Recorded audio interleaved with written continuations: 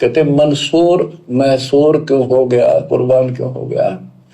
शरीर फांसी प्रवेश और जाके ऊपर इतनी नौबत बीती।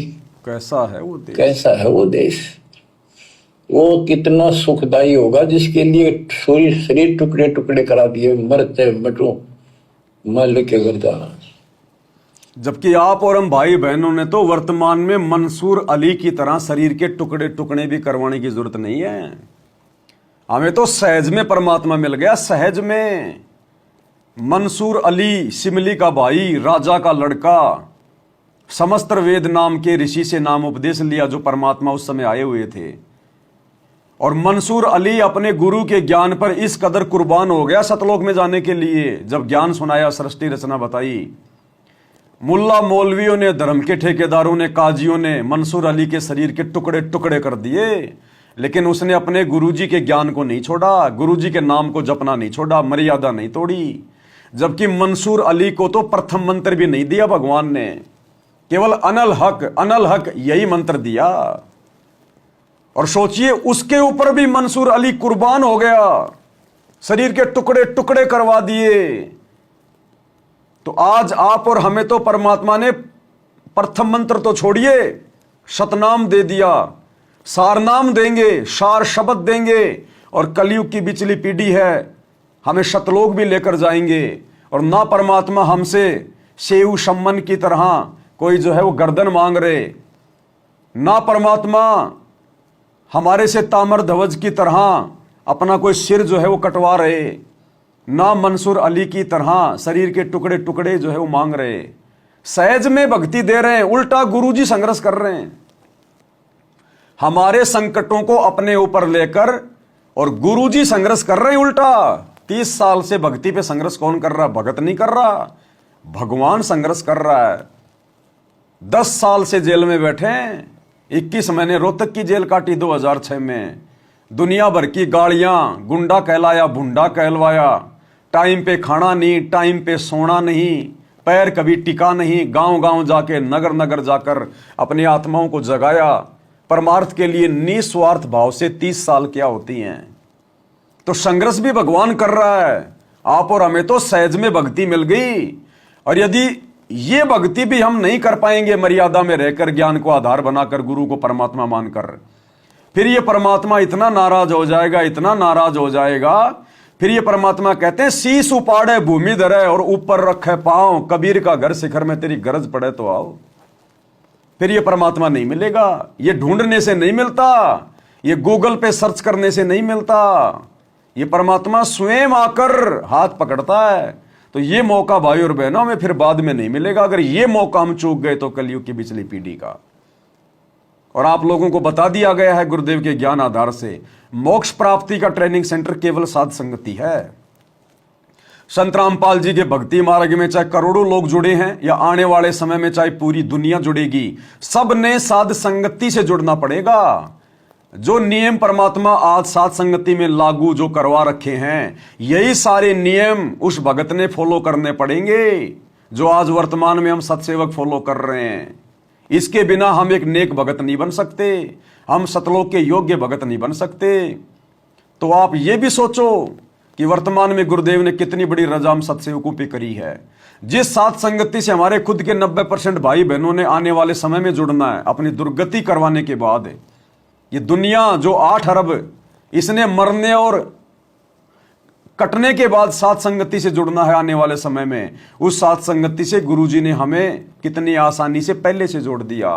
तो आप और हम सत्सेवक भाई बहन परमात्मा की कितनी विशेष प्यारी आत्मा है, हम कितने लाडले बच्चे हैं सतगुरु रामपाल जी भगवान के, जो परमात्मा ने सबसे पहले ये मौका आप और हमें दिया साफ सुथरा होने का, विषय विकारों से दूर हटने का, काम क्रोध लोभ मोह अहंकार से दूर हटने का, गुरु को परमात्मा मानकर गीता अध्याय 3 श्लोक 13 के अनुसार घर घर में बेड लगाकर उनको भोग लगाने का, रातों को जाग जाग के गुरु की महिमा करने का, साथ संगतियां करने का, डरकर मर्यादाओं का निर्वाह करने का, आत्म कल्याण की चिंता केवल सत्सेवकों को है वर्तमान में और किसी को नहीं है। तो ये मौका गुरुदेव ने आप और हमें दिया। तो कितने मेहरबान हैं गुरुजी आज आप और हमारे ऊपर, जिस मेहरबानी के बिना हम सतलोक प्राप्त नहीं कर सकते। इसलिए गुरुदेव भगवान कह रहे हैं कि कुर्बान हो जाओ, कुर्बान इस परमात्मा के ऊपर, कुर्बान। कैसा है वो देश, वो कितना सुखदाई होगा जिसके लिए शरीर टुकड़े टुकड़े करा दिए, मरते मटो मल के घर जाना। अब इस ज्ञान को परमात्मा ने मंसूर अली जी को दिया था। उसके बाद उसने अपने धर्म के लोगों को समझाना चाहा, जिसका परिणाम ये हुआ। कहा था, अगर है शौक अल्लाह से मिलने का तो हर दम नाम लो लगाता जा। अगर है शौक अल्लाह से मिलने का तो हर दम नाम लो लगाता जा। जबकि हमें तो वास्तव में अल्लाह मिल गया। समस्त वेद ऋषि के रूप में परमात्मा अपने ओरिजिनल रूप में नहीं थे। आज से पहले ये परमात्मा अपने ओरिजिनल रूप में नहीं आया, न सतयुग में आया, न त्रेता में, न द्वापर में, न कलयुग में, न गरीबदास जी के रूप में। ये अल्लाह, ये कबीर भगवान केवल वर्तमान कलयुग की बिचली पीढ़ी में सतगुरु रामपाल जी जो स्वरूप है, जो हम देख रहे हैं, ये इसका ओरिजिनल रूप है, ओरिजिनल रूप। क्योंकि ये मोक्ष का टाइम है। इस समय सतगुरु के दर्शन मात्र से हमारे जो है वो लाखों पाप कर्मों का नाश होता है, लाखों पाप कर्मों का नाश है। क्योंकि अल्लाह का वास्तविक जो सतलोक में बैठा हुआ सत्य पुरुष के रूप में, ये उनका वास्तविक स्वरूप है। इस स्वरूप के दर्शन मात्र से हमारे करोड़ों पाप कर्मों का नाश होता है। साधु दर्शन राम का मुख पे बसे सुहाग, और दर्शन उन्हीं को होते हैं जिनके पूर्ण भाग। तो आज आप और हमारे पूर्ण भाग हैं कलयुग की बिचली पीढ़ी वाले भाई बहनों के, जो हमें अल्लाह का वास्तविक दीदार हो गया। मंसूर अली को तो दीदार नहीं था, इसलिए कहा है, अगर है शौक अल्लाह से मिलने का हरदम नाम लो लगाए जा। तो उस मंसूर को भी परमात्मा ने वर्तमान कलयुग की बिचली पीढ़ी में जन्म दिया, दे दिया होगा या देंगे, क्योंकि उस आत्मा ने कुर्बानी दी है। और आज से पहले जिन जिन भक्तों के, बड़े बड़े महापुरुषों के हम नाम सुनते हैं, भक्तों के, सतयुग से लेकर कलयुग की प्रथम पीढ़ी तक, मीराबाई, रामानंद जी, धर्मदास, सेऊ सम्मन नेकी, इब्राहिम सुल्तान, नानक जी, धन्ना सेठ, बाजीद, जितने भी हैं, वो सभी आत्माएं अब इस समय कलयुग की बिचली पीढ़ी में गुरु आशीर्वाद से मानव जन्म लेंगी, स्त्री या पुरुष का।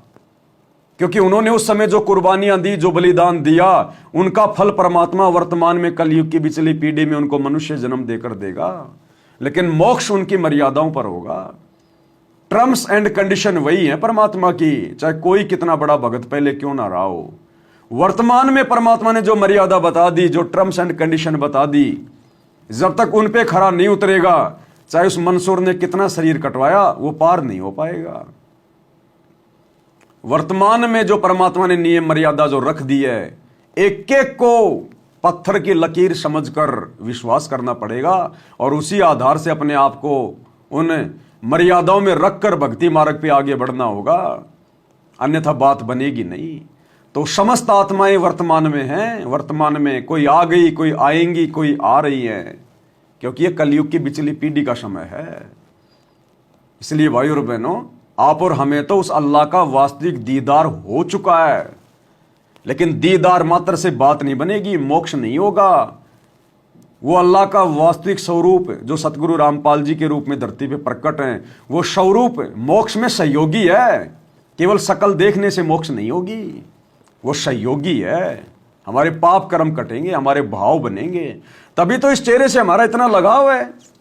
आज हमारी खुद की माँ से इतना लगाव नहीं है, हमारे खुद के बाप से इतना लगाव नहीं है, हमारी औरत से लगाव नहीं है, औरत को अपने पति से लगाव नहीं है, माता पिता को अपने बच्चों से इतना प्रेम, इतना लगाव नहीं है जितना अपने गुरुजी की शकल से लगाव है, अपने गुरुजी की सूरत से जो लगाव है। क्यों? क्योंकि ये अल्लाह है। अल्लाह आत्मा को ये शकल अट्रैक्ट करती है, जैसे चुंबक लोहे को खींचता है, ऐसे ही सतगुरु की सूरत आत्मा को खींचती है। आत्मा पहचानने लग गई कि ये मेरा पिता है, ये मेरा जनक है, मेरा उत्पत्ति करता है, ये मेरा सतलोक वाला मेरा बाप है। इसलिए हमें अपने गुरुजी से बढ़कर कोई और नहीं लगता। सतगुरु परम पदार्थ पूरा, सतगुरु तीन लोक से न्यारा। सतगुरु सुंदर रूप अपारा और सतगुरु तीन लोक से न्यारा। सतगुरु से बढ़कर सुंदर और हमें कोई दिखाई नहीं दे रहा। तो भाई और बहनों, मंसूर को तो अल्लाह के दर्शन भी नहीं हुए ओरिजिनल रूप के, और आप और हम कलयुग की पिछली पीढ़ी वालों के लिए परमात्मा ने कितना बड़ा पिटारा खोल दिया। स्वयं धरती पे प्रकट हो गए आके ओरिजिनल रूप में। आते तो हमेशा स्वयं ही हैं, लेकिन अब ये मोक्ष का प्राइम टाइम है। परमात्मा हर प्रकार से आत्मा को रिचार्ज करेंगे, इसलिए अब अपने ओरिजिनल रूप में गुरुजी, ओरिजिनल रूप में। इसीलिए तो हम उस दाढ़ी मूंछ वाले कबीर की नकली मुर्दा फोटो को अपने घर पे नहीं रखते। हम क्यों देखें, क्यों दर्शन करें उसके मुर्दा के, जब जिंदा कबीर धरती पे प्रकट है। तो मुर्दा कबीर की काल्पनिक फोटो, वो भी हाथ से बनाई हुई, इमेजन, सोची हुई, बनावटी फोटो, हम उस फोटो में क्यों भगवान देखें। हमने तो असलियत में जीना है, यथार्थ में जीना है। हम नकली फोटो को क्यों भगवान माने। इसलिए हमने उस दाढ़ी मूंछ वाली कबीर की नकली फोटो का जून के महीने में कबीर प्रकट दिवस भी मनाना छोड़ दिया, अपने घर में दरबार से भी बाहर निकाल दी। हम दर्शन ही नहीं करते, हमें तो शौपन भी नहीं आते कभी उसके। शौपन भी आता है तो हमारे गुरु का ही आता है, क्योंकि आत्मा ने अपने परमात्मा को पहचान लिया है। भाई जो गुरु बचन पे डट गए, कट गए फंद 84 के, कट गए फंद 84 के, कट गए फंद 84 के।